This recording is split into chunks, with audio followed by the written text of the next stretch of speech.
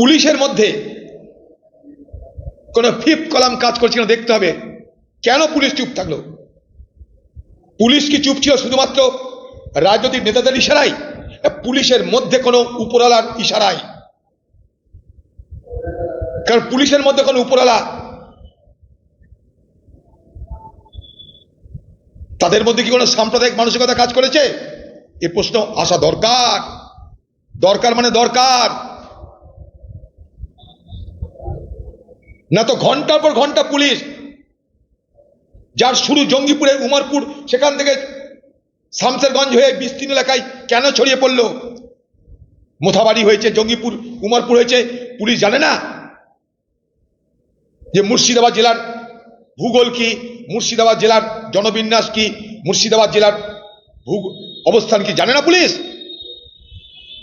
গত বছর রামনবমীতে আমাকে ভোটে হারানোর জন্য দাঙ্গা হয়েছিল, মনে করে দেখুন।